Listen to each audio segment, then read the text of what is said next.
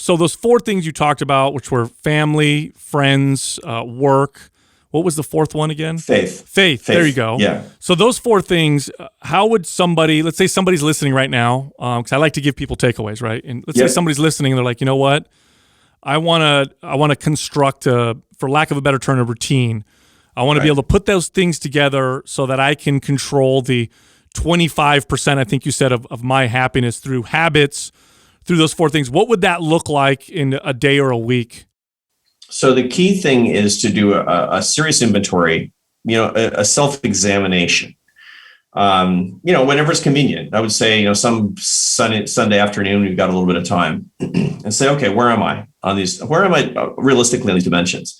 Most likely you have goals that are unmet in these dimensions. Most people are like, yeah, I really want to have a better relationship with my parents. And, I really should call my mom more. Or, why don't I have any friends? Or, I've always wanted to read more wisdom literature. All those are basically goals in the faith, family, and, friends categories.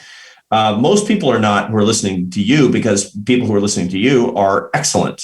I mean, they're people who are achievers. That's because you have a culture of high achievement and high effectiveness. So most people who are listening to us right now are, they're already good on the work dimension. And this is interesting because a diversified portfolio is every bit as important as, getting the parts right. I mean, diversification, only paying attention to work is like putting your entire pension into Greek bonds. It's like, right. I mean, you can do it, but I don't recommend it. And it might work out, but probably not. So what I recommend is like just really doing a serious inventory of this and saying, where do I need to make gains? Where do I need to make progress? And then at the end of the day, do a little examination of conscience at the end of each day and say, did I put a deposit into each one of these accounts or did I not? And if you didn't, you got to make a resolution that you're going to do it tomorrow. Because either you did or you didn't, right? I mean, it's not like, oh, I forgot to go to work today. No, you didn't. Right. You didn't forget to go to work today. You got up because it was part of a routine. And the same thing is true with respect to your faith and your family and your friends. And so what I recommend is that you actually put it into your schedule. So, every day, when I wake up in the morning, I like pen and paper because it's visceral, and I put my thing together and I have time for prayer. I start off, I go to mass with my wife every morning, and then we come back and we eat breakfast together, and we're, cultivating our marriage and our faith. And I make sure that I call family members, and I have time, in my day, it'll say when I'm going to call one of my friends. And I remember people that I'm actually going to talk to, because, this is serious business. Your happiness portfolio is a serious business. At the end of the day, I'll say, I fell down on the friends category, didn't make that call. I'm not going to do that tomorrow. So do the 4 buckets and put something into each one of the buckets. And each Sunday, assess the extent to which you're going toward your happiness goal. And if you do that, boy, oh boy, you're going to feel better. That is a very powerful takeaway. I'm actually going to implement that. I appreciate that. Okay, honest opinion, looking at the state of things and the way things are right now, and a lot of people would say they're kind of gloomy. Do you think we're going to change? Do you think we're going to improve? Do you think it's going to get better before it gets worse?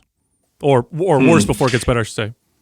I think that's what we in my business call the stochastic process, which is like a random walk. You can't say if it's going to get better or worse, but one thing you can say is not going to stay the same. Okay. And I do believe strongly that before too long, we will see significant improvement. And the reason is because things that can't stay the way they are won't.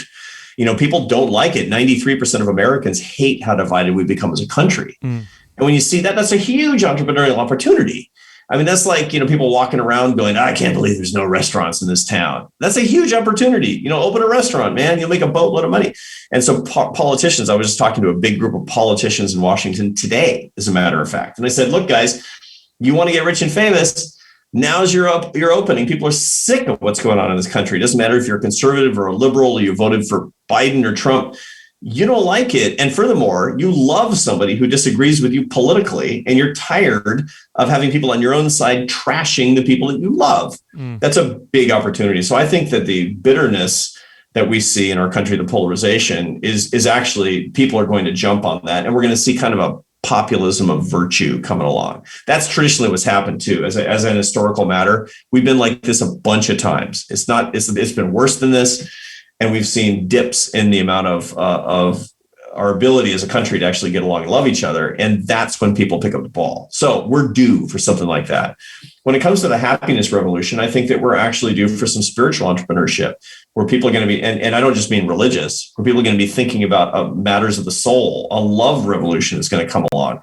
My parents were super freaked out because in the late 60s, early 70s, I was a really little kid. I barely remember this, but they're like, oh, these filthy hippies, they're having sex all over the place and they don't understand the nature of love. And it's like, okay, now it's exactly the opposite problem.